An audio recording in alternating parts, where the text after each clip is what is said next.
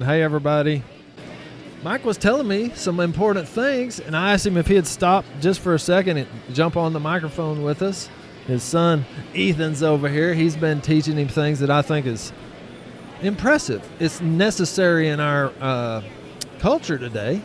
So why don't you explain that idea of feelings and how you think about that for everybody? Okay, so we work in agriculture, and one of the things that we have to deal with a lot of time is emotion. And one of the things that I've been teaching my son is that emotions will get you in trouble. Your feelings will get you in trouble, and so sometimes you have to stop and think about it. And one of the things that I asked him, I said, "Well, what do you think? What will feelings get you?" And he says, "Dad, feelings will get you in trouble." And it's like, yes, it will. So the best thing to do, the best advice I can give a young man is stop, think about it before you make a decision on it.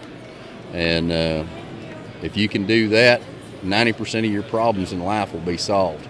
It's this other 10% that you got to keep control of, and I'm still guilty of it myself. Yeah. But I still have to look at it from a standpoint of, is that something that's going to affect me 5 years from now or 20 minutes from now? So if I keep that perspective, try to keep a cool head about it, try not to get my emotions too involved with it, it works. Not to say it works every day, though. Yeah, sure. And it's not easy. That's right. I mean, I think we get in this world to this kind of crazy belief that life's going to be easy and sometime. If you figure it all out, it's going to be easy.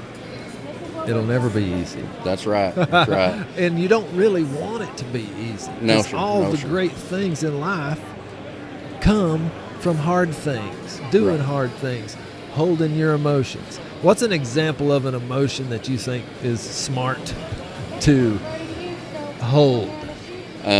Screaming and hollering. Unfortunately, I was raised by the Marine Corps, and so I got to witness quite a bit of that as a young man working with my dad.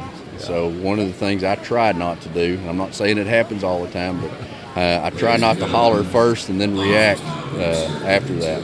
Yeah, I fall into that trap with my kids, and I think we all do. Even peers in business or on the ranch or whatever you're doing, you get a little bit heated, and that doesn't necessarily create a good working environment or a nice response Yes, sir. from whoever you're dealing with. Mike, thanks for sharing that insight. I think that's a very valuable cowboy perspective.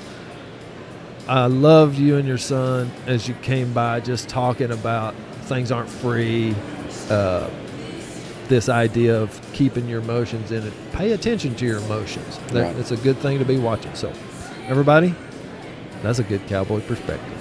Thank you. Thanks for sharing.